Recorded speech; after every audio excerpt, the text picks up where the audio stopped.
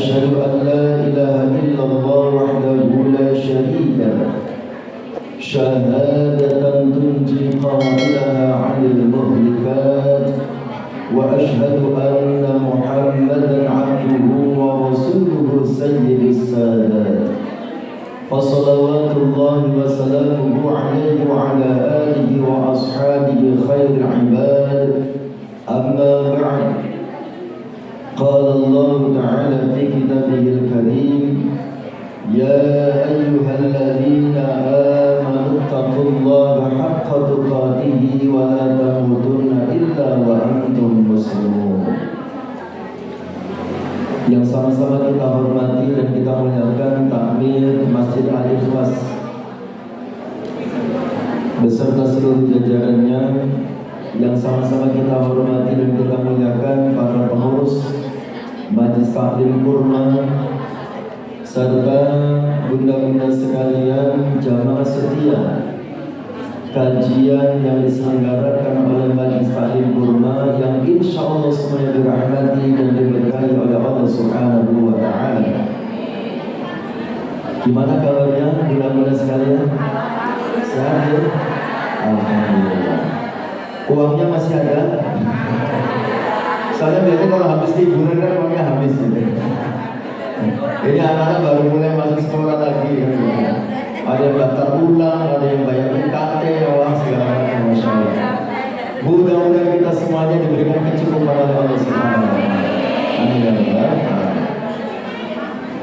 Alhamdulillah, yang pertama dan utama tentu mari kita senantiasa memanjatkan rasa syukur kita kepada Allah Subhanahu wa Ta'ala, karena sampai saat ini Allah Subhanahu wa Ta'ala masih memberikan begitu banyak nikmatnya untuk kita semuanya, terutama tentu nikmat iman, nikmat Islam, nikmat sehat, dan satu lagi nikmat kesempatan yang Allah berikan kepada kita. Pagi hari ini kita bisa kembali hadir di majlis yang mulia dan penuh barakah ini dalam rangka insya Allah mempererat ikatan silaturahim di antara kita, dan tentu kita niatkan pula untuk thalabul ilmi.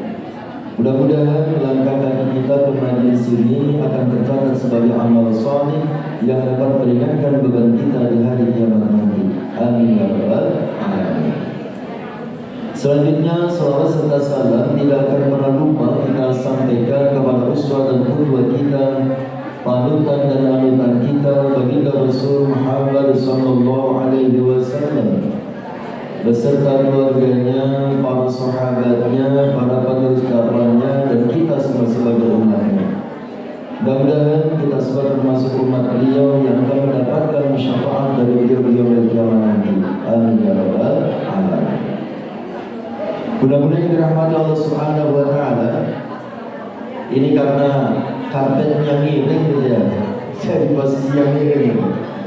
Padahal ini kalau kan kita tidak sedang sholat gitu.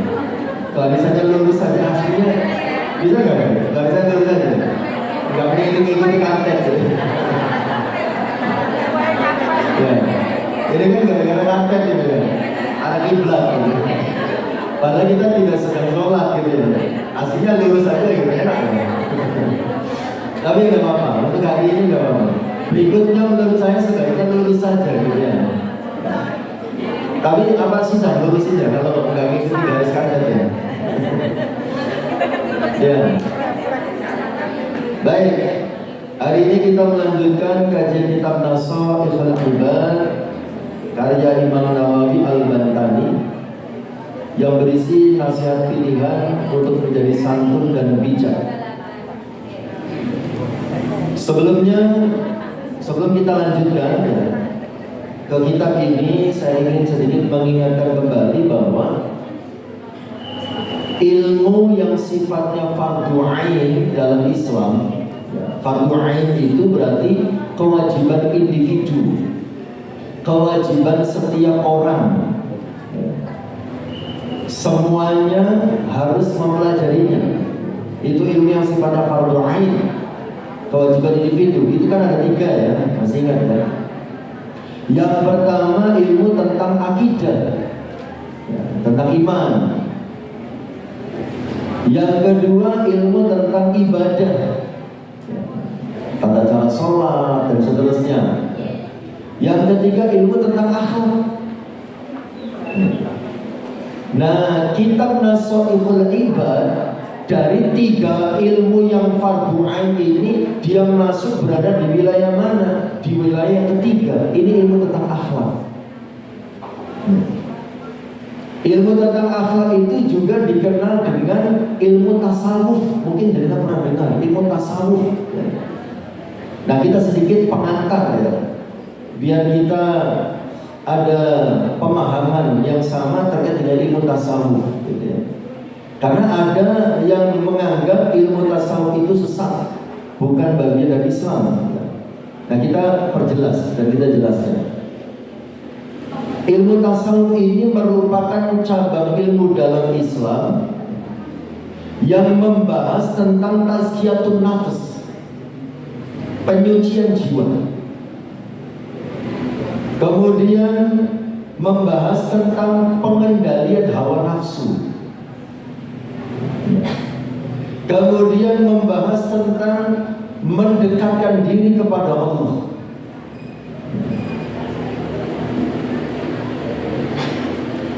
Serta menempuh jalan spiritual untuk mencapai ma'rifatullah. Saya ulangi, ilmu tasawuf adalah cabang ilmu dalam Islam yang membahas tentang penyucian jiwa atau tazkiyatun nafs, pengendalian hawa nafsu, mendekatkan diri kepada Allah, serta menempuh jalan spiritual untuk mencapai ma'rifatullah. Ma'rifatullah artinya mengenal Allah dengan sebenar-benarnya. Itu ilmu tentang tasawuf. Nah, kemudian tujuan dari belajar ilmu tasawuf, tujuannya ya, biar kita tahu. Kita bahas Nasoihul Ibad biar tahu tujuannya. Tujuan belajar ilmu tasawuf itu pertama tadi ya, membersihkan hati dari penyakit-penyakit rohani. Tujuannya untuk membersihkan hati dari penyakit-penyakit rohani. Seperti halnya apa penyakit rohani itu? Riya, gitu ya. Ujub, ya. Ujub itu berbangga diri, ya. Hasad, iri dengki, hubbud dunya, terlalu ke dunia, ya. Itu penyakit hati. Yang nanti dengan belajar ilmu tasawuf itu kita coba bersihkan. Karena itu akan mengotori hati, dan kalau hati kotor, nanti kita susah menerima nasihat. Kemudian yang kedua, tujuan dari ilmu tasawuf itu adalah menumbuhkan akhlak mulia. Akhlak mulia itu diantaranya apa? Ikhlas. Ikhlas itu akhlak mulia. Ya. Jadi melakukan kebaikan ya, tanpa pamrih. Ada yang memuji, dia tidak melambung. Ada yang membuli, ya, dia tidak akan tenggelam. Ya. Jadi biasa saja, ikhlas hanya karena Allah. Ya. Kemudian akhlak mulia itu diantaranya apa? Tawakal. Itu akhlak mulia. Ya. Tawakal, berserah diri kepada Allah Subhanahu wa Ta'ala. Ya. Zuhud. Ya. Zuhud itu ya tadi tidak ke dunia. Ya. Jadi zuhud itu menjadikan dunia atau harta itu hanya di tangan, tidak sampai di hati. Kalau harta itu di tangan, maka nyanyong, gitu ya. Gampang menggunakannya untuk ibadah dan kebaikan. Ya. Kalau harta itu di hati, maka akan menyesakkan dada. Ya. Hidupnya tidak tenang. Ya. Tidur kepikiran, nanti yang harta yang di sana aman tidak, yang di sana hilang tidak, yang di luar nggak tenang. Ya. Sabar, itu akhlak mulia, bagian dari akhlak mulia. Syukur, itu bagian dari akhlak mulia. Kemudian tujuan ilmu tasawuf yang ketiga adalah untuk mencapai ma'rifatullah dan mahabbatullah. Ya. Bagaimana kita betul-betul mengenal Allah dan cinta kepada Allah Subhanahu wa Ta'ala. Itu ilmu tasawuf. Ya. Kalau kita mengenal Allah dan mencintai Allah, ya, hati kita dipenuhi oleh cinta kepada Allah, tenang. Ya. akan tenang, menghadapi segala situasi tetap tenang. Itu dari ilmu tasawuf. Kemudian yang berikutnya tujuannya adalah untuk menjadi hamba sejati yang menjalankan syariat dengan hati yang ikhlas. Untuk menjadi hamba sejati yang menjalankan syariat dengan hati yang ikhlas.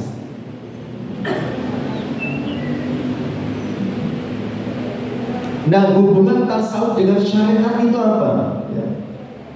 Syariat itu ya fikih gitu ya, syariat gitu ya, belajar hukum. Ya.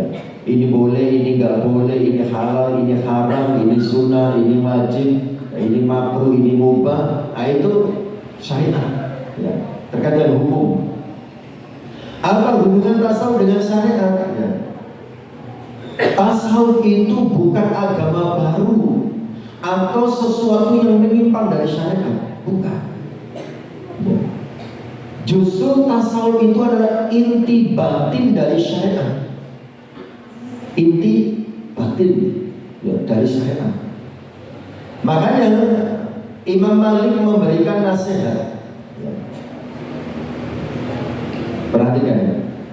Menghubungkan syariat dengan tasawuf. Jadi bukan sesuatu yang dibenturkan. Kata Imam Malik, barang siapa yang berfikih, artinya berfikih itu dia mempelajari syariat, mempelajari hukum halal haram dan seterusnya, gitu ya. Barang siapa yang berfikih tanpa bertasawuf, ya. Barang siapa yang berfikih tanpa bertasawuf, nanti kita jelaskan maksudnya. Maka ia bisa menjadi fasik. Nanti kita jelaskan apa maksudnya. Maka ia bisa menjadi fasik. Sebaliknya, barang siapa yang bertasawuf, ya, bertasawuf tanpa berfikih, maka dia bisa menjadi zindik. Bisa menjadi zindik. Zindik ya. Zindik. Bukan zin. Zindik. Nanti kita jelaskan. Kemudian masih kata Imam Malik, dan barang siapa yang menggabungkan keduanya, maka ia mencapai kebenaran. Nah, penjelasannya begini.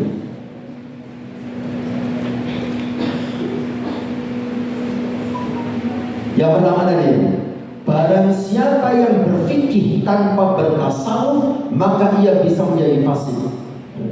Artinya begini, orang yang mempelajari, ini suaranya timbul-timbulan. Orang yang mempelajari fikih atau ilmu hukum, gitu, tapi tidak mengamalkan dimensi spiritual dan akhlak. Dimensi spiritual dan akhlak itu maksudnya tasawuf. Orang yang mempelajari fikih atau ilmu hukum, halal haram, sunnah wajib dan seterusnya, tapi tidak mengamalkan dimensi spiritual dan akhlak, bisa terjerumus dalam kefasikan.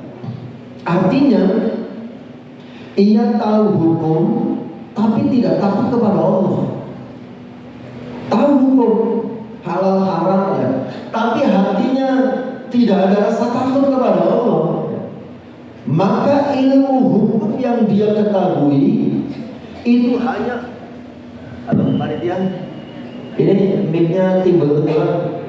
Pak Is, suaranya timbul tenggelam, ini bagaimana ceritanya? Coba.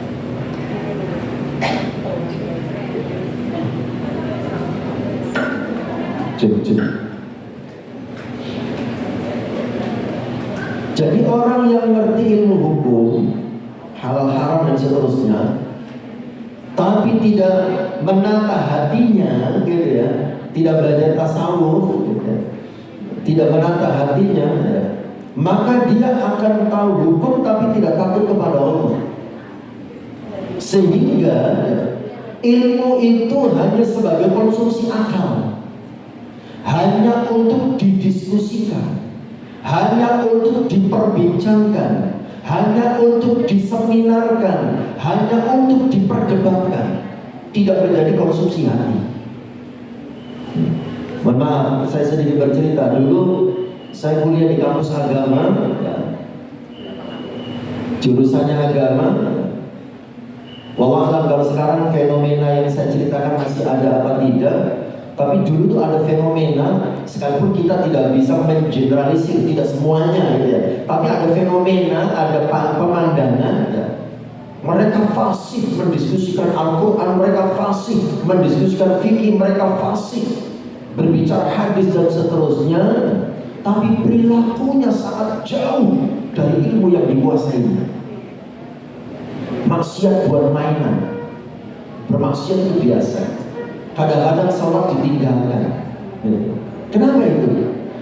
Karena hatinya tidak diberi konsumsi. Jadi ilmu tasawuf itu konsumsinya hati, ya. Noto hati, ya. Supaya ada takut kepada Allah, supaya ada rindu kepada Allah, supaya ada cinta kepada Allah, gitu ya. Sehingga ilmu tentang hukum, ilmu tentang ibadah itu dijadikan sebagai sarana mendekatkan diri kepada Allah Subhanahu wa ta'ala. Tapi kalau nggak belajar tasawuf, tidak noto hati, gitu, maka ilmu itu hanya untuk diperbincangkan, diperdebatkan, diseminarkan, dicerdas-cermatkan, gitu. Hanya konsumsi akal. Kemudian dampaknya lagi, orang yang belajar ilmu hukum, tidak belajar ilmu tasawuf, dia berilmu tapi sombong. Berilmu tapi sombong. Senangnya ngadu ilmu, ya. Artinya ngapunten ya. Saya belum menemukan di Kediri ya, di tempat lain. Dia menghadiri majelis taklim, kajian itu hanya untuk mengamati pendapatnya Ustadz ini sama enggak dengan apa yang dia yakini. Di Kediri kayaknya nggak ada. Ya, coba ini Ustadz, saya pengen tahu ini dia keyakinannya sama enggak dengan saya kan gitu. Ternyata beda. Ketika beda, bertanya. Tapi pertanyaannya itu tujuannya memancing perdebatan. Tujuannya memancing perdebatan. Padahal ya, dalam ilmu tasawuf itu ada satu pernyataan begini. Hindari perdebatan yang tidak melahirkan amal. Ya, hindari masih sana ya, baik-baik. Apa pakai yang ada kabelnya aja baik-baik. Hindari perdebatan yang tidak melahirkan amal. Ya. Jadi kita boleh berdebat asalkan sekali itu melahirkan amal. Ya. Banyak orang berbusa-busa berdebat ya, tapi bukan melahirkan amal, tapi melahirkan kebencian dan permusuhan. Ya. Nah ini dalam ilmu tasawuf itu tidak dibenarkan begitu. Ya. Jadi berdebat, memperdebatkan sesuatu itu melahirkan amal, itu boleh. Contoh ya, berdebat melahirkan amal itu seperti dengan mau mengadakan bakso, jenengan mau mengadakan bakso seumpama kan gitu ya, sabun, mau saya beres, mau mengadakan bakso, kemudian jenengan berdebat, ya, ini baksonya enaknya menjual sembako murah atau baju layak pakai atau pengobatan gratis. Nah itu berdebat ya. Itu udah apa? Dari sisi manfaatnya mana yang paling banyak manfaatnya, ya setelah itu sudah ketika diputuskan diamalkan. Nah itu berdebat yang melahirkan amal. Nah itu boleh. Tapi ada yang berdebat tidak melahirkan amal, tapi hanya untuk melahirkan gengsi. Ya, gitu ya. Merasa lebih keren ketika dia menang dalam perdebatan itu. Nah itu di ilmu tasawuf itu tidak ditekankan begitu. Ya. Jadi orang yang belajar ilmu hukum, ngerti syariat, tapi tidak ditoto hatinya, ada kecenderungan berilmu tapi tidak beradab, berilmu tapi sombong. Ya.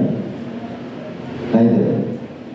Kemudian ya, bisa jadi dia itu yang ahli hukum tadi ya, akan menjadi ahli ibadah tapi tidak ikhlas. Karena ikhlas itu urusannya dengan hati. Ya, ya. Ikhlas itu urusannya dengan hati. Bisa jadi dia menjadi ahli ibadah tapi tidak ikhlas dalam mengerjakan. Ya. Bahkan bisa jadi di sini dikatakan orang yang mengerti ilmu hukum tapi tidak noto hatinya dengan ilmu tasawuf bisa menipu atau mencela orang lain dengan dalih syariat. Hukum yang dia pahami untuk nipu orang dengan dalih syariat. Ya. Diakali, wah ini gak oleh ya.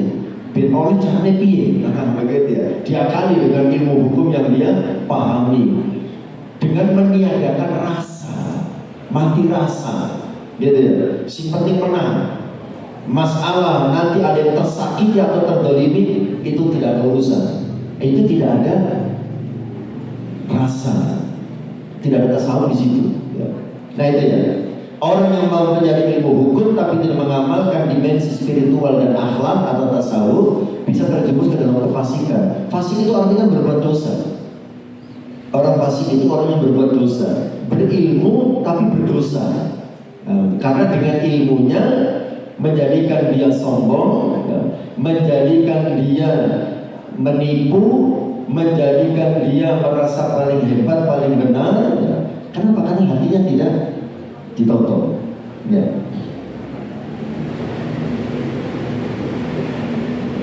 Di sini diberikan contoh orang yang tahu haramnya riba, zina, riba dan lain-lain, tapi tetap melakukannya. Kenapa? Karena hatinya kotor dan tidak punya rasa takut kepada Allah Subhanahu wa Ta'ala. Sekalipun ilmunya banyak, tapi kalau hatinya kotor, itu gak ada manfaatnya ilmu. Ilmu yang hanya sebagai konsumsi akal itu hanya untuk pemuasan intelektual, kepuasan intelektual. Ilmu kalau hanya sebagai konsumsi akal itu hanya untuk kepuasan intelektual, masa keren, hebat berdiskusi dan seterusnya.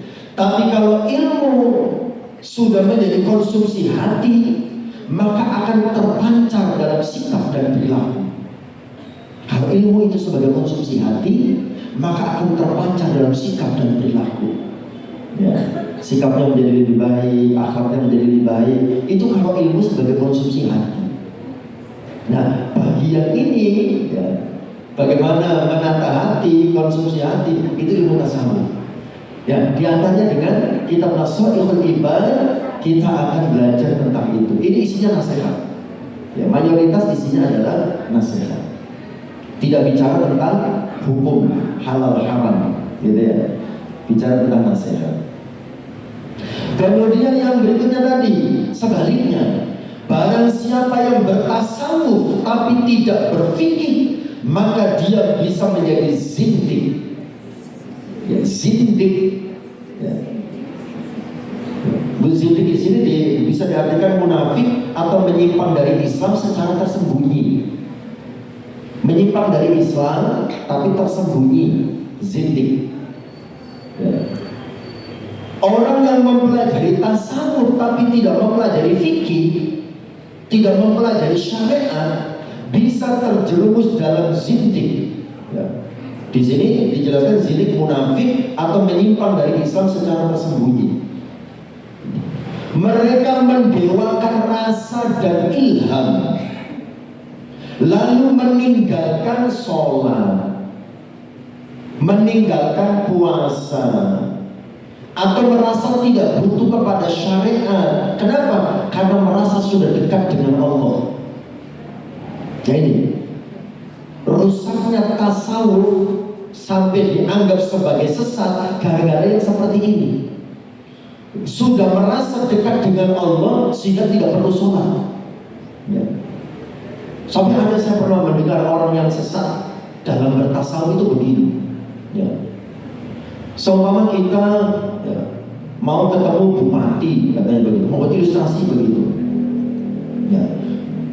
Bupati di tempat yang jauh dari rumah kita. Ya. Untuk menuju ke sana, ya, kita bisa naik bis, kita bisa naik mobil, bisa naik motor, bisa naik sepeda, bisa jalan kaki. Itu cara. Ya. Cara.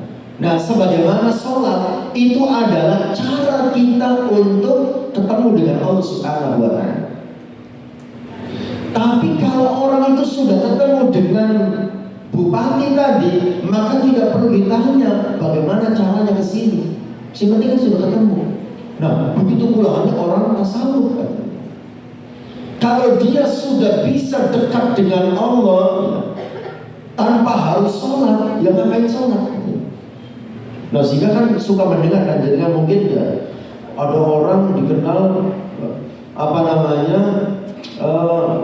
tidak pernah kelihatan sholat di sini, katanya sholatnya di Mekah. Ya mungkin pernah mendengar begitu ya. Nah, rusaknya tasawuf itu dengan seperti ini. Aslinya tasawuf itu benar, ya. Asalkan dia belajar tasawuf disertai dengan belajar fikih. Ya. Kalau belajar tasawuf saja nanti bisa begitu. Saya sudah tidak perlu sholat karena hati saya selalu ingat kepada Allah. Ya. Inti sholat adalah ingat kepada Gusti Allah. Kalau sudah ingat, ngapain sholat? Ya. Sebagaimana mau ketemu bupati, sudah ketemu, ya tidak perlu ditanyakan bagaimana cara kesananya. Gitu. Nah, itu sesatnya di situ, kesalahannya di situ.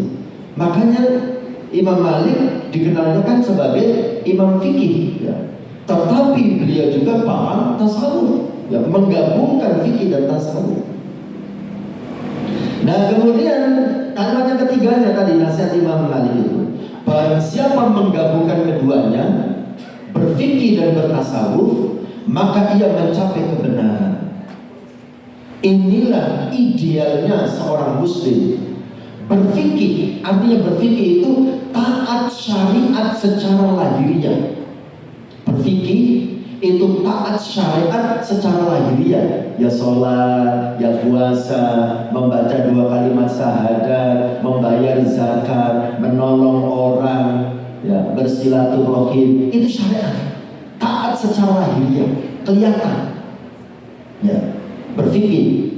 Jadi idealnya seorang muslim itu berfikih, artinya taat syariat secara lahiriah, dan bertasawuf, artinya apa? Taat secara batiniah. Dia sholat, niatnya ikhlas karena Allah, kan begitu ya. Dia mendapat musibah, hatinya tetap tenang dan sabar. Itu tasawufnya di situ. Ya. Urusan hati, ya, urusan hati. Nah, di sini dicontoh artinya. Orang muslim yang ideal itu berfikih dan bertasawuf, artinya menjalankan ibadah dengan benar menurut hukum Islam, ya, sesuai fikihnya. Yang namanya sholat itu seperti apa yang dicontohkan oleh Rasulullah, berarti itu dia menjalankan ibadah dengan benar menurut hukumnya, menurut hukum Islam. Tetapi kemudian dia menjalankan ibadah itu disertai dengan keikhlasan, disertai dengan kekhusyuan, disertai dengan akhlak yang luhur. Itulah tasawufnya. Menjalankan sholat dengan benar sesuai dengan hukum fikih, ya, itu namanya berfikih, ya, bersyariat, taat syariat secara lahiriah. Bertasawuf, ya, taat syariat secara batiniah, ikhlas, ridho, sabar, bersyukur, tidak sombong, qanaah. Itulah tasawuf. Ya. Nah, kemudian para ulama membuat analogi sederhana. Analogi itu kiasan, persamaan. Analoginya begini: fikih itu seperti kerangka tubuh. Fikih itu seperti kerangka tubuh, ya. Memberikan bentuk, memberikan aturan dan struktur hidup. Itu fikih. Sementara tasawuf itu roh dan jiwa, ya. Menghidupkan dan memurnikan ibadah agar bermakna. Nah, itu analoginya, ya. Jadi tidak bisa hanya salah satunya saja, ya. Nah dari sini kita sudah bisa memahami ya, tasawuf yang benar gitu ya. Jadi tasawuf yang benar itu tetap harus berfikih. Karena tasawuf itu urusan hati, fikih itu urusan amalan zahir. Dua-duanya harus dilakukan. Kalau salah satunya saja menjadi tidak sempurna. Ya. Belajar fikih saja, tidak belajar tasawuf, bisa jadi ibadahnya tidak diterima karena tidak ada keikhlasan. Ya. Bisa jadi sedekahnya tidak diterima karena masih riya dan seterusnya. Nah itu amalan zahir itu fikihnya, amalan batin itu tasawufnya. Ada pernyataan yang terakhir dari pengantar tasawuf ini. Tanpa fikih ibadah jadi liar dan sesat. Tanpa fikih ibadah menjadi liar dan sesat. Liar itu arti carpe diem, tanpa aturan, dan akhirnya menjadi sesat tanpa fikih. Seperti mungkin saya pernah menyampaikan di daerah Muncul ya, kalau pusatnya sih di Panen ya, yang sholat itu bisa dilakukan kapan saja, bisa dilakukan di mana saja, bisa dilakukan sedang apa saja, bisa berapa kali saja. Jenengan sambil ngopi nyangkut di kafe itu bisa sambil sholat. Jenengan sambil nyangkut itu bisa sambil sholat. Karena yang penting saat ngopi nyangkut di kafe jenengan ingat kepada Gusti Allah, itu tandanya sudah sholat. Ya, itu bisa jadi tasawuf. Ya. Tapi sesat. Kenapa? Karena tidak berfikir. Cara sholatnya tidak benar, tidak sesuai aturan fikih. Padahal sholat itu adalah ya, diawali dengan takbiratul ihram, diakhiri dengan salam. Ucapan dan perbuatan yang diawali dengan takbiratul ihram, diakhiri dengan salam, itulah sholat. Itu fikih. Ya. Makanya di sini tanpa fikih ibadah menjadi liar dan sesat. Liar itu carpe diem. Ya. Kemudian tanpa tasawuf ibadah jadi kering dan hampa, ya, nggak ada rasa dalam hati. Sholat itu seperti hanya menggugurkan kewajiban, gitu ya, nggak ada kenikmatan di dalam hati. Ya. Makanya akhirnya ya banyak orang yang STMJ, suka STMJ, ya kan? Sholat tetap, tapi maksiat jalan. Kenapa? Karena kering, sholatnya tidak berefek. Sholat tetap ya misu-misu yo jalan, STMJ kan begitu ya. Sholat tetap mendem yo jalan ya. Sholat tetap membicarakan orang yo jalan gitu ya. Kenapa itu? Karena dia hanya fikih, tidak tasawuf. Ya. Makanya pilar dalam sholat, masih ingat, agar sholat itu bisa mencegah kita dari perbuatan keji dan mungkar. Ya, kan ayatnya jelas ya. Inna sholata tanha 'anil fahsya'i wal munkar. Sesungguhnya sholat bisa mencegah perbuatan keji dan mungkar. Perbuatan keji itu apa? Perbuatan keji itu adalah kata para ulama, perbuatan buruk tapi disukai oleh hawa nafsu. Perbuatan itu buruk tapi hawa nafsu menyukainya. Gitu ya. Melihat gambar dan video porno, ya, berselingkuh, berpacaran, lebih nyaman ngobrol dengan pasangan orang lain. Nah, ada nggak yang begitu? Ya. Saya kok senang kalau ngobrol sama suami orang kan gitu. Ya Allah. Kalau sama suami saya nggak semangat saya ngobrol gitu. Ya, itu namanya al-fahsya. Ya, perbuatan itu buruk tapi disukai oleh hawa nafsu. Ya. Kalau al-munkar adalah perbuatan buruk yang diingkari oleh akal sehat. Itu namanya al-munkar. Perbuatan buruk yang diingkari oleh akal sehat. Contohnya apa? Menzalimi orang, menyakiti orang, mengambil hak-hak orang. Itu namanya munkar. Nah, sholat bisa mencegah perbuatan keji dan mungkar. Tapi kenapa banyak orang sholat tapi masih melakukan perbuatan keji dan juga masih melakukan perbuatan mungkar? Karena dia tidak mendirikan 3 pilar dalam sholatnya. 3 pilar ini tasawuf. Isinya apa? 3 pilar agar sholatnya bisa mencegah dirinya dari perbuatan keji dan munkar. Pertama, sholatnya harus dilakukan dengan ikhlas. Pilar pertama itu ikhlas. Yang kedua, khosyatillah, sholat dalam keadaan takut kepada Allah. Yang ketiga, zikrullah, sholat dalam rangka untuk mengingat Allah. Ini 3 pilar yang harus kita dirikan pada saat kita sholat. Orang kalau sholatnya ikhlas, dampak di dalam sholat, sholatnya dilakukan dengan penuh semangat, gak alasan-alasan, gak malas, karena dia sholatnya karena Allah. Dampaknya di luar sholat, orang yang sholatnya ikhlas karena Allah, dampak di luar sholatnya akan muncul sikap ihsan, senang berbuat baik tanpa pamrih. Itu berdampak pada akhlak. Pilar kedua, khosyatillah, ada rasa takut kepada Allah. Dampaknya apa? Dampak di dalam sholat, kalau dia sholat dalam keadaan takut kepada Allah. Takut kepada Allah itu takut sholatnya tidak diterima, takut dosanya tidak diampuni. Akhirnya saat sholat, sholatnya dilakukan dengan sungguh-sungguh, disesuaikan dengan hukum fikihnya, syarat rukunnya apa, sunnah-sunnahnya apa, yang membatalkan apa, dilakukan dengan sungguh-sungguh. Kenapa sungguh-sungguh sholatnya? Karena takut tidak diterima oleh Allah, karena takut nanti Allah marah. Muncul khosyatillah.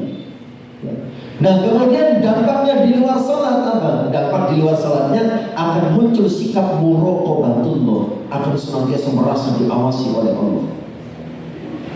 Mau melakukan dosa, takut Allah melihat, dan seterusnya. Pilar yang ketiga adalah zikrullah. Dampaknya di dalam sholat, kalau pilar ketiga didirikan, dampak di dalam sholat adalah sholatnya akan khusyuk, karena dia sholat dalam rangka mengingat Allah Subhanahu wa Ta'ala. Urusan di luar sholat dia tinggalkan dulu.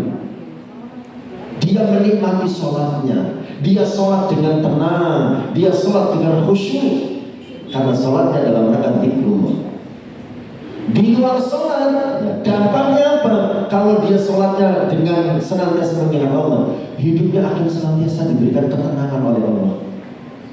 Gak gampang gelisah, gak gampang resah menghadapi situasi apapun, karena dia senantiasa berada di dekat Allah Subhanahu wa Ta'ala. Nah, itu tasawuf. Memunculkan ikhlas, memunculkan khosyatillah, memunculkan zikrullah, itu tasawuf. Kalau fikih, bagaimana sholatnya benar, itu fikih. Kalau tasawuf, bagaimana sholatnya itu ikhlas, ada rasa takut pada Allah, dan dalam rangka mengingat Allah. Baik, itu ya pengantarnya. Sebetulnya sampai dilaksanakan apa disampaikan di awal, tapi tidak apa-apa ya. Jadi biar kita tahu arahnya, belajar Nashul Ibad, membaca Nashul Ibad itu arahnya kemana. Jadi kembali ya, ilmu fardu ain ada 3, ilmu akidah, ya, ilmu tentang ibadah, ilmu tentang akhlak, gitu ya. Nah, yang kita pelajari ini terkait dengan akhlak. Tasawuf itu terkait dengan akhlak. Baik, sekarang kita kembali ke kitab. Kita sekarang masih bab 1, poin nomor 2, tentang 2 perintah Nabi agar bergaul dengan ulama. Bergaul dengan ulama. Kata Rasulullah dalam hadis ini, alaikum bimujalasatil ulama. Hendaklah kalian bermajlis bersama para ulama. Duduk-duduk bersama ulama artinya bermajlis, gitu ya, mengkaji ilmu, ya. Wastimai kalamil hukama, dan mendengarkan perkataan para hukama. Hukama itu orang yang arif, bijaksana. Nanti kita bahas bedanya. Di samping ini sudah ada bedanya. Kenapa kita perlu mendengarkan perkataan hikmah, perkataan hukama, orang-orang bijak? Kenapa? Karena di sini katakan di Nabi, Sesungguhnya Allah fa inna Allah Ta'ala yuhyi al-qalba al-mayyit, menghidupkan hati yang mati binuril hikmah, ya, dengan cahaya hikmah, ya, nasihat, ya. Jadi hati yang mati, ya, itu dihidupkan dengan, ya, hikmah, cahaya hikmah. Nanti kita jelaskan. Karena yuhyi al-ardu al-maita bima'il mator, sebagaimana menghidupkan bumi yang mati dengan air hujan. Dalam riwayat yang lain, Imam Tabrani meriwayatkan dari Abu Hanifah, jalisul kubaro, duduklah bersama kubaro, ulama besar, wasailul ulama, dan bertanyalah kepada para ulama, wa khalitul hukama, serta bergaulah dengan para hukama, orang-orang bijak. Dalam riwayat yang lain dikatakan, jalisul ulama, duduklah bersama ulama, wa sahibul hukama, bergaulah dengan para hukama, wa khalitul kubaro, dan akrabilah kubaro. Ini maksudnya apa? Nah ini, mudah-mudahan dirahmati Allah.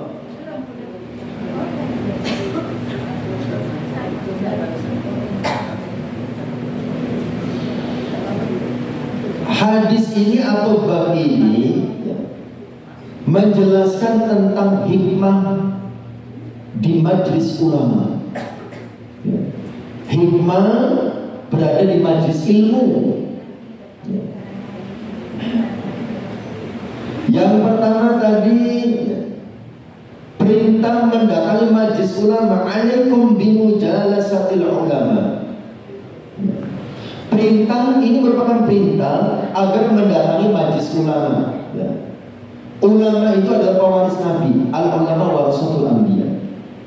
Duduk dengan ulama bukan sekedar mendengar, tetapi juga menyerap adabnya, ya. Hikmah, keteladanan, ya. Nah, kemudian yang dimaksud dengan ulama di sini siapa? Nah, disebutkan apa bedanya ulama, hukama, dan kubaro. Kan di sini disebutkan tadi begitu ya. Ada ulama, ada hukama, ada kubaro.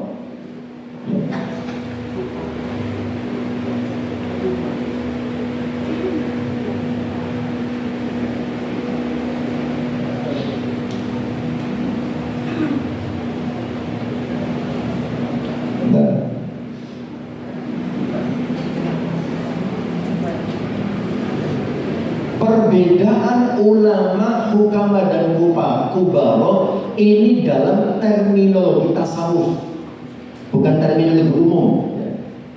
Soalnya kalau terminologi umum, kubaro itu para pejabat yang dimaksud, orang terpandang, kubaro. Terminologi umum. Kalau terminologi tasawuf itu beda. Nah, kita bahas dari terminologi tasawuf, ya.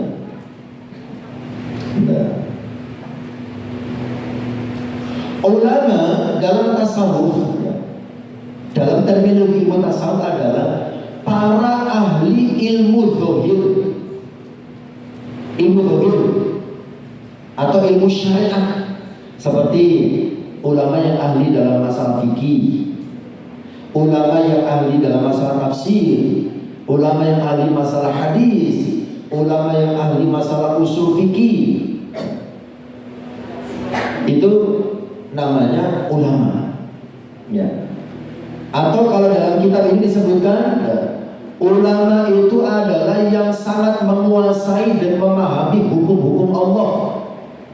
Itu kan ahli fikih, ya, hukum-hukum Allah, ya. Ulama ini juga disebut sebagai ashabul fatwa, ulama yang banyak mengeluarkan fatwa. Ini halal, ini haram. Ini definisi ulama, ya, dalam terminologi tasawuf seperti itu, ya. Ulama ini dihormati karena ilmunya, ya, karena ilmu. Tetapi menurut terminologi tasawuf, ya, Ulama yang didefinisikan tadi ahli ilmu dzahir, ya, ilmu syariat tadi, tidak selalu mencapai kedalaman ma'rifat. Tidak selalu mencapai kedalaman ma'rifat. Ya.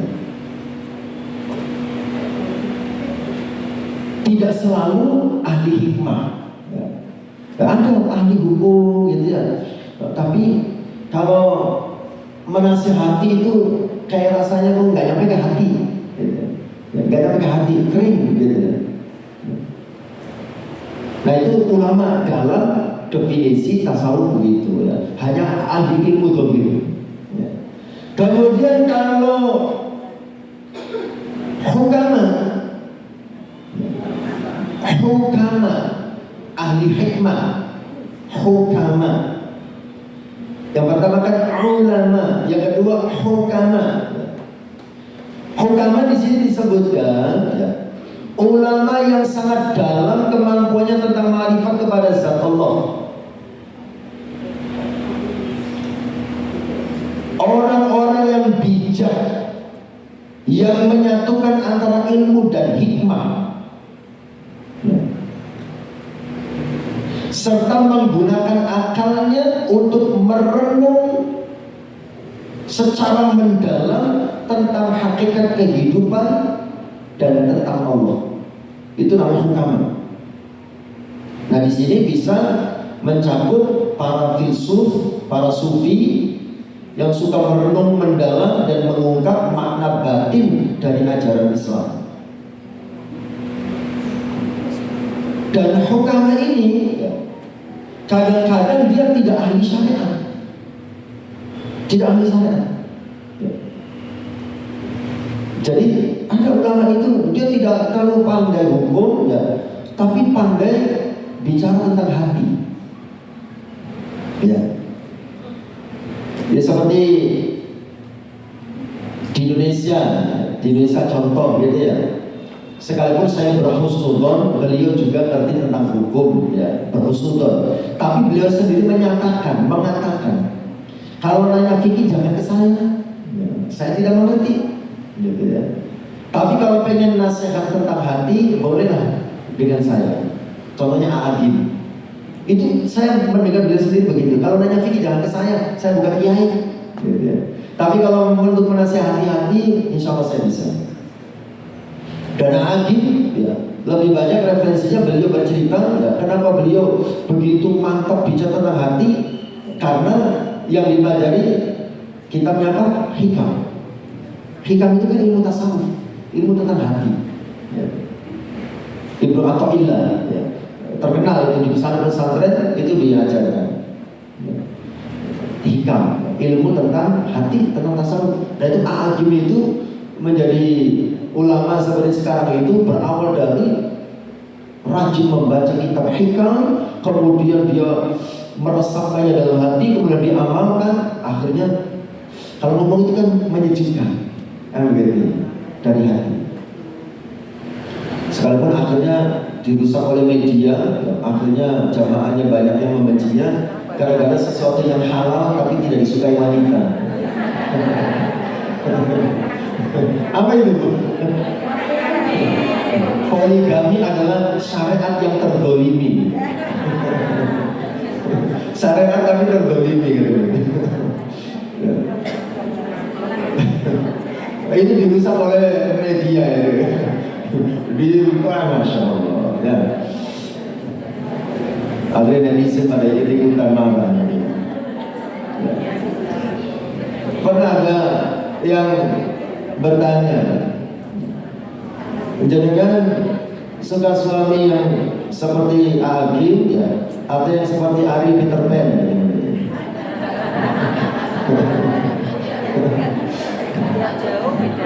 Lah itu, katanya nggak mau dua-duanya atau begitu. Yang satu dengan cara halal, yang satu dengan cara haram. Baik, kembali lagi. Jadi hukama itu ahli hikmah, ya, ahli hikmah. Dia bisa menyatukan antara ilmu dan hikmah serta menggunakan akalnya untuk merenung secara mendalam tentang hakikat kehidupan dan juga tentang Tuhan. Nah, peran hukama ini membimbing orang bukan hanya dengan dalil, tapi dengan hikmah, dengan pengalaman rohani. Membimbing orang bukan hanya dengan dalil, tapi dengan hikmah dan pengalaman rohani. Ini biasanya ahli zikir, orang-orang yang ahli hikmah, ya. Ahli sholat sunnah, ahli puasa sunnah, ahli baca Al-Quran. Pokoknya ibadahnya dahsyat luar biasa. Bisa jadi dia tidak menggeluti ilmu tentang hukum, tetapi dia ibadahnya sangat luar biasa kepada Allah Subhanahu wa Ta'ala, sehingga hatinya menjadi bersih dan nasihatnya bisa diterima ke dalam hati. Nah, kalau kubaro ini dalam persepsi ilmu tasawuf, dengan pendekatan ilmu tasawuf. Kalau kubaro dengan pendekatan umum itu para pembesar, orang-orang besar, para pejabat, orang kaya, itu bisa dianggap kubaro. Tapi kalau dalam tasawuf itu bukan itu dimaksud. Kubaro itu adalah orang besar dalam makomat ruhaniyah, dalam tingkatan spiritual. Mereka ini adalah aulia, para walinya Allah, kekasihnya Allah. Tidak hanya alim atau bijak, tetapi juga telah sampai pada kedekatan dengan Allah. Tidak hanya alim dalam masalah syariat, tidak hanya bijak dalam masalah hikmah, tapi sudah wusul sampai pada kedekatan dengan Allah Subhanahu wa Ta'ala. Makanya di sini jangan lihat ini. Ada kalimat yang mungkin kita tidak bisa memahaminya kalau tidak ada penjelasan. Bentar, saya cari.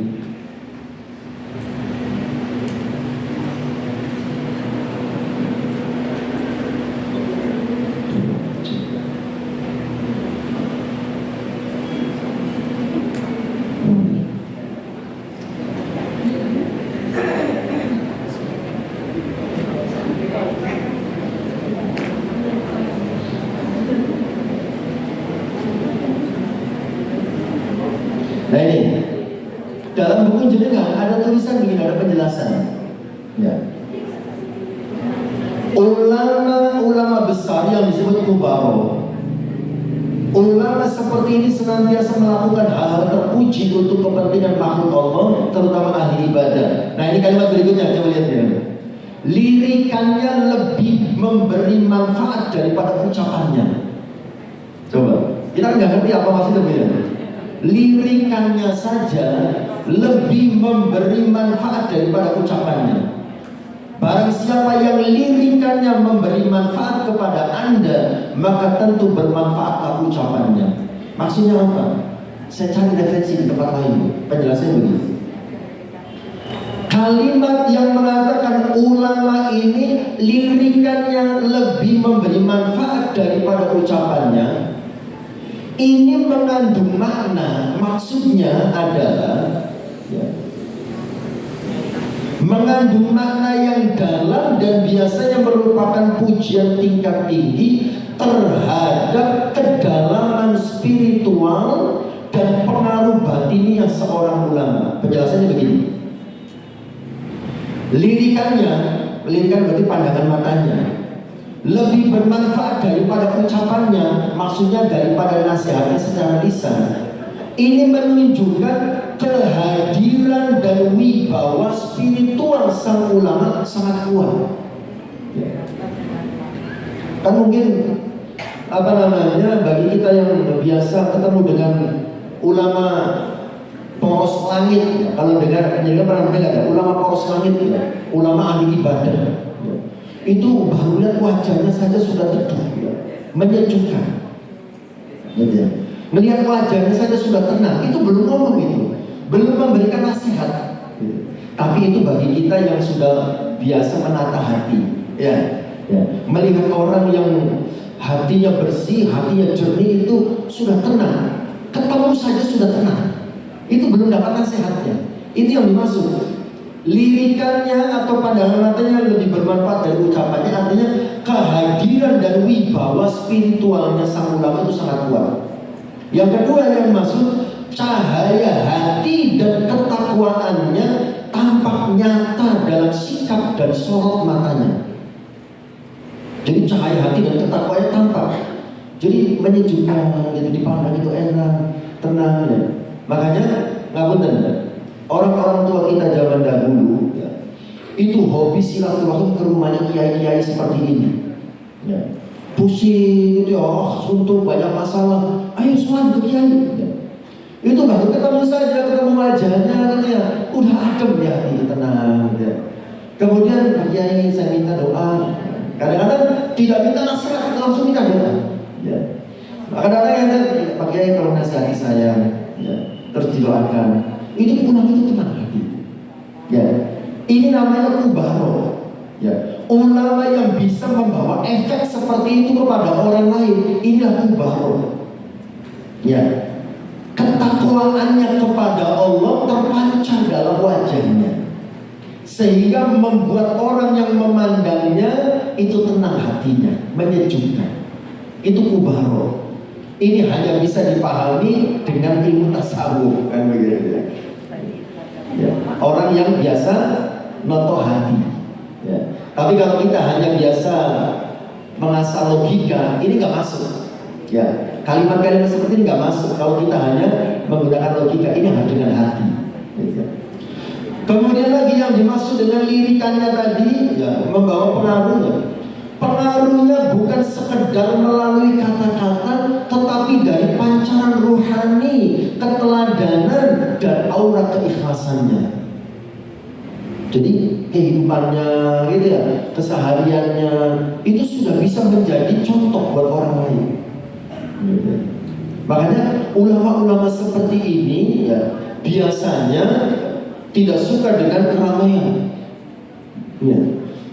Ulama-ulama zaman dahulu yang seperti ini jarang ke pasar. Kadang-kadang makan itu nanam sendiri gitu. Saking hati-hatinya gitu. Saking hati-hatinya ya. Nanam sendiri, masak sendiri gitu ya. Jarang nyangkut di warung ya. Gak kayak saya masih ngafe kadang-kadang gitu. Kalau ini gak pernah. Ya, itu mubahroh. Nah, konteks penggunaan kalimat ini, lirikannya ya, sudah memberikan manfaat ya. Ini menunjukkan kemuliaan para wali, para ulama sufi, atau orang-orang solih yang mendalam ilmunya dan bersih hatinya. Ya itu. Ini konteksnya untuk orang yang mendalam ilmunya dan bersih hatinya. Kemudian konteks kalimat ini yang mengisyaratkan bahwa pengaruh rohani atau batiniah dari ulama tersebut, pengaruh rohaninya, batiniahnya bisa menenangkan, bisa menggugah orang untuk semangat beribadah, bisa menginspirasi orang lain tanpa harus berkata-kata. Asal orang yang ngomong gitu ya, orang itu pada tenang ya Allah, seneng gitu ya. Bahkan ada yang sampai kalau hatinya sudah menyatu itu kadang-kadang histeris ketemu itu. Seperti jenengan kalau lihat asli drakor kan gitu ya. Gitu. Ini sampai kepada ulama seperti itu. Ya. Ketika ketemu ulama itu, ya Allah tenangnya gitu. Ya. Kemudian konteks dari kalimat ini menyiratkan bahwa melihat wajah orang soleh itu ibadah. Melihat wajah orang soleh itu ibadah. Itu ada hadisnya. Nah ini sabda Rasulullah. Diriwayatkan oleh Abu Nu'aim dalam kitab Hilyah Al-Awliya. An-nadhru ila wajhil alim ibadah. Memandang wajah orang alim adalah ibadah. Makanya mohon maaf, jenengan jangan sampai salah sangka, kemudian muncul persepsi yang tidak benar. Banyak orang yang memajang foto ulama di rumahnya. Iya kan? Ya. Ulama-ulama besar, ya habaib, ya aulia, ya. Karena memandang wajah ulama di sini itu ibadah. Tapi jangan juga ngeliatin fotonya Ustaz. nanti bocor deh. Ulama, ya, aulia itu karena ibadah. Ya. Nah itu. Baik, kembali lagi ya. Kembali ke kitab ini, kita dianjurkan untuk bermajlis dengan ulama. Ya. Tujuannya supaya kita mendapatkan ilmu, mendapatkan pengajaran.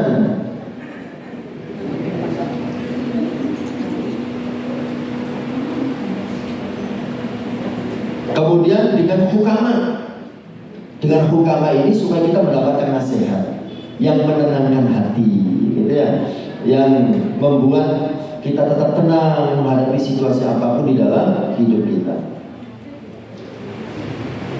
Terakhir, nah ini, apa dampaknya kalau orang sudah tidak suka bermajlis dengan ulama? Halaman selanjutnya, Bu. Sayati zamanun, kata Rasulullah, ala ummati yafirruna minal ulama'i wal fuqaha. Akan datang satu zaman, satu masa di mana umatku lari dari para ulama dan fuqaha. Artinya lari dari para ulama dan fuqaha. Mereka tidak suka bermajlis dengan para ulama, tidak mau mengambil ilmu dari para ulama, tidak mau petunjuk dan bimbingan dari para ulama, bahkan menolak para ulama, mencemooh para ulama, kemudian menggantikan para ulama dengan tokoh yang tidak layak diikuti, seperti lebih mengikuti influencer. Pokoknya siapa yang ramai di TikTok, ramai di YouTube, ya, diikuti, padahal bukan ulama. Gitu ya. Tapi kalau yang di YouTube di top ulama ya boleh lah. Tapi ada kan influencer yang tidak jelas background keilmuannya dari mana, seperti yang ramai seperti itu ya, guru gembul, ya. Kemudian pras, ya, yang tadinya pendekar silat kemudian sering ngomong agama. Gak apa-apa, saya menyebut biar kan hati-hati, karena itu sudah viral masalahnya. Ya. Kemudian ada lagi siapa itu, saya lupa itu. Bahwa itu fatwanya seringkali menyesatkan. Ya. Jadi ketika orang sudah mulai lari dari ulama, tidak mau bermajlis dengan ulama, ya, maka akan ada 3 musibah disebutkan di situ. Ada 3 musibah yang akan Allah turunkan kepada kita. Yang pertama, Allah menghilangkan berkah dari rizki mereka. Dicabutnya berkah dari harta. Dicabutnya berkah dari harta itu bukan berarti hartanya lenyap, bukan. Tetapi hartanya tidak membawa ketenangan. Duitnya ada, tapi gelisah gitu ya. Duitnya banyak, tapi digunakan untuk maksiat, nggak berkah. Tidak membawa ketenangan, tidak membawa manfaat. Kelihatannya banyak, tapi tidak cukup. Berlimpah tapi tidak berfaedah. Itu ketika kita menjauh dari ulama. Ya, gak mau ngaji, gampangannya begitu ya. Merasa semuanya sudah baik-baik saja, bisa belajar lewat YouTube, ngapain datang main salim. Ya, gitu ya. Yang kedua, orang kalau sudah lari dari ulama, tidak mau mendengarkan ulama, ya, akan diberi penguasa yang zalim. Allah angkat pemimpin yang menindas. Kenapa? Karena umat tidak lagi merujuk pada ulama yang mestinya membimbing masyarakat dan penguasa. Ulama itu membimbing masyarakat dan penguasa. Karena ulama ini loh, ini loh, ini wongnya api loh. Suatu api gitu ya. Kemudian ilmu pengetahuannya jelas ya. Ngapa nggak sih nolak sih dipilih? Ya. Ya rasakan, begini ya. Nggak mau mendengarkan nasihat ulama. Ya, rasakan akibatnya. Jangan membayangkan siapa-siapa Bu ya, jangan. Ini saya lagi membahas kitab ya. Jangan membayangkan siapa-siapa, waduh ya.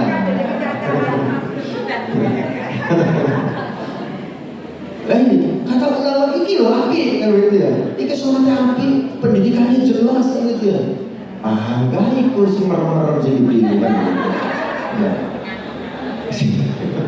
Jangan membayangkan siapa-siapa ya, nggak boleh. Yang terakhir, ini yang paling mengerikan Bu. Kalau kita jauh dari ulama, yang paling mengerikan apa itu? Allah mengeluarkan mereka dari dunia ini tanpa membawa iman. Masya Allah. Ini adalah musibah yang paling besar. Menggambarkan bahwa berpaling dari ulama menyebabkan kebutaan hati hingga akhirnya wafat tanpa membawa cahaya iman. Na'udzubillah min dzalik. Ya, selesai sudah materinya hari ini. Ada yang mau didiskusikan? Kayaknya tinggal diamalkan ya. Ini masalah hati, bukan masalah hukum. Ya. Ya. Bagaimana caranya sholat khusyuk? Ya. Nah, itu sudah pertanyaan ya. Begini. Yang namanya sholat khusyuk itu perlu dipahami ya. Saya pernah menyampaikan mungkin. Sholat khusyuk itu adalah sholat yang dilakukan dengan sadar. Itu sholat khusyuk. Karena khusyuk itu adalah sadar ucapan, sadar gerakan, sadar keadaan. Itu namanya sholat khusyuk. Sadar ucapan artinya orang yang sholatnya khusyuk itu sadar dengan apa yang dia baca. Ketika membaca Al-Fatihah, yang membaca bukan hanya mulutnya, tapi hati dan pikirannya juga fokus dengan apa yang dia baca. Karena kan ada orang baca Rabbi firmani dewa muka marbain soalnya pikirannya, hatinya nggak tahu kemana, gitu ya. Mulutnya membaca, tapi hati dan pikirnya nggak tahu kemana. Itu tidak khusyuk. Khusyuk itu sadar bacaan. Dia membaca apa, dia fokus dengan bacaannya. Makanya agar sholat itu khusyuk, kita harus belajar memahami makna dari bacaan yang kita baca. Seperti ketika sholat sendirian aja, Sami Allahu liman hamidah. Artinya apa itu? Sami'a, mendengar, Allahu ya Allah, liman kepada orang, hamidahu yang memujinya. Allah mendengar orang yang memujinya. Maka setelah itu kita memuji Allah, Rabbana walakal hamd. Ya, jadi ketika Sami Allahu liman hamidah, itu artinya Allah mendengar orang yang memujinya. Kemudian kita memuji Allah, Rabbana walakal hamd. Wahai Tuhan kami, bagimu segala puji. Ya.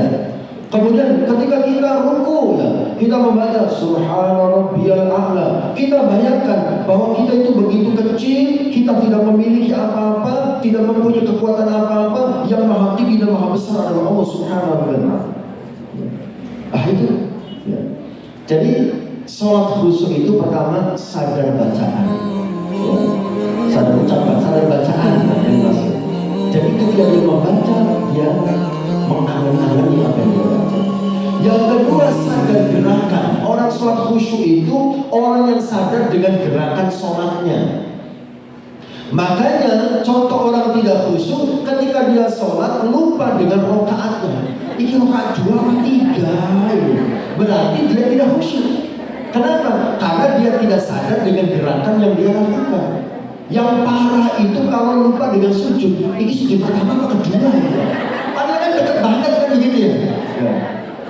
Nah itu hati-hati. Itu namanya tidak khusyuk. Khusyuk itu sadar gerakan. Dia sadar, dia gerakannya ini rokaat pertama, kedua, ketiga. Yang ketiga, khusyuk itu adalah sadar keadaan. Sadar keadaan itu artinya ketika dia sholat tetap mengetahui apa yang terjadi di sekitarnya. Karena ada orang yang memahami khusyuk itu ketika tidak sadar apa-apa. Itu bukan khusyuk, itu semedi. Semedi, nggak sadar apa-apa. Kalau sholat khusyuk itu sholat itu masih sadar. Ya, sadar keadaan, contohnya begini. jenengan sholatnya kan di rumah, seumpama kan gitu ya, sambil nungguin anak atau nungguin cucu, nah, tidur di tempat tidurnya, jenengan sholat di sampingnya. Cucunya atau anaknya mau gelundung kan gitu ya, mau jaga-jaga ya, kan khusus sholatnya. Nggak begitu. Sholat khusus itu sadar keadaan. Sebagaimana Rasulullah SAW ketika sholat, gitu ya, Siti Aisyah mengetuk pintu. Ya, itu kalau khusyuk dipahami, nggak iling apa-apa, nggak tahu apa-apa, maka Rasul akan meneruskan sholatnya. Tapi ternyata tidak. Rasul membukakan pintu. Tapi namun jangan ditiru. Sekalipun semua yang dari Rasulullah harus ditiru, untuk kasus ini jangan ditiru. Kenapa? Karena rumah Rasulullah dengan rumah jenengan beda. Rasulullah sholat itu menghadap pintu, artinya ya dekat. 2 kali melangkah, kemudian membuka pintu, balik lagi, itu tidak ada masalah. Lah, jenengan rumahnya sholatnya di sini, pintunya di sana. Saya di Rasulullah, aku buka pintu. Batal. Sadar keadaan. Ya. Kemudian lagi dalam fikih, nah ini fikih. Ya. Dalam fikih itu ada ketentuan. Ketika kita sholat, kemudian ada binatang yang membahayakan, ada ular atau kalajengking atau apa, kita harus menghindarinya. Bahkan boleh membunuhnya. Gitu. Seperti anak mau jatuh, kita boleh mengangkatnya, ditengahkan dulu, dilanjutkan lagi sholatnya. Sebagaimana Rasul ketika sholat, kakinya Siti Aisyah jelagrang di depan Rasulullah, gitu ya, didorong, dipinggirkan oleh Rasulullah. Itu namanya sadar keadaan. Ya kita tiru Rasulullah saja. Sholat khusyuknya seperti apa? Ya masih tetap sadar keadaan. Ya, jadi sholat khusyuk begitu. Sadar bacaan, sadar gerakan, sadar keadaan. Ya. Sadar bacaan berarti ya dipahami doa-doa yang dibaca dalam sholat kita. Oke. Oh, mana mana? Oke.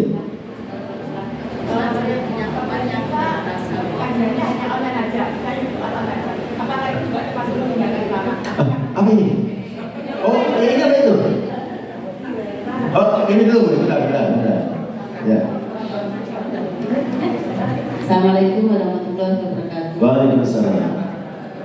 Kebetulan saya punya teman yang bertasawuf yang dia itu sholat katanya di Mekah. Kalau kita ngobrol-ngobrol, itu kayaknya kita itu bodoh banget gitu. Kalau kita ketemu tempat yang begitu, enaknya itu kita diem apa kita tinggalkan. Ya.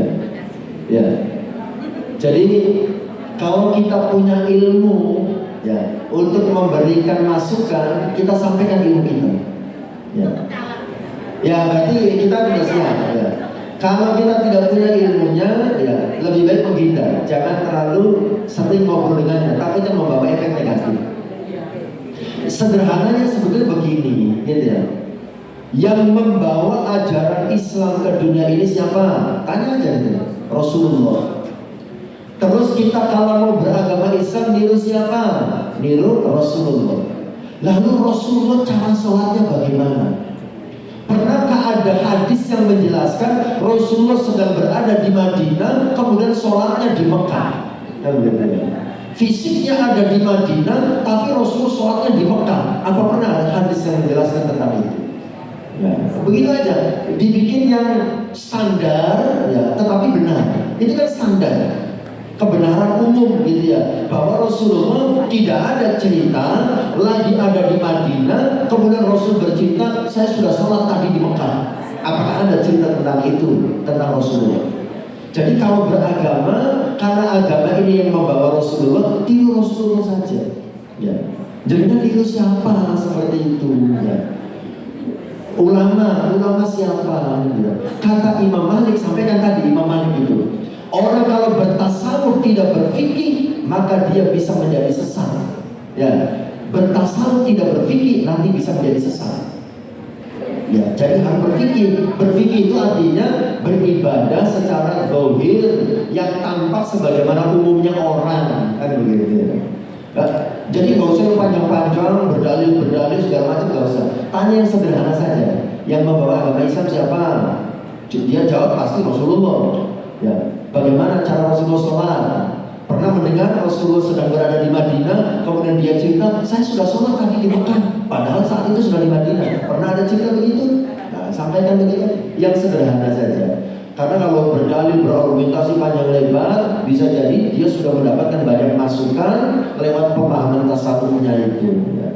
Jadi bertasawuf tidak berfikih bisa sesat. Nah, begitu. Tadi apa tadi Bu? Jangan boleh belajar lewat YouTube boleh, tetapi akan lebih baik belajar itu ketemu langsung supaya sistematis, berurutan gitu ya. Karena ada ungkapan kalau dulu di pondok itu bukan hadis ya. Man la syaikha lahu fa syaikhuhu syaitan. Ya. Orang yang menjalankan agama tanpa guru, gurunya adalah setan. Nah, begitu ya. Jadi gurunya harus jelas. Makanya kalau orang zaman dulu belajar itu harus tuntas, seperti para ulama gitu ya. Ini belajar hadis dari ulama siapa? Dari ulama ini. Kemudian sanadnya kemana? Ini. Ya. Ada sanadnya. Ilmu itu ada sanadnya. Ya. Jadi ada sanadnya itu artinya seperti Nasoihul Ibad. Ini kan di pondok sudah diajarkan. Gitu. Makanya saya berani menyampaikan kan gitu ya. Karena saya juga pernah mendapatkannya. Kayak semacam begitu. Akan lebih baik kalau langsung. Tetapi tidak ada salahnya kita membuka YouTube pengajian. Ya, tetapi tetap harus ada pertemuan langsung dengan guru untuk belajar agama gitu ya. Karena khawatirnya kan sudah ada distorsi, ada apa namanya editan gitu ya, cuma sepotong, akhirnya salah paham. Kan banyak kesalahpahaman itu karena videonya banyak sepotong, tidak utuh. Khawatirnya menimbulkan fitnah nanti gitu ya. Jadi tetap itu hanya sekedar untuk pengetahuan, ya sekedar tahu ya.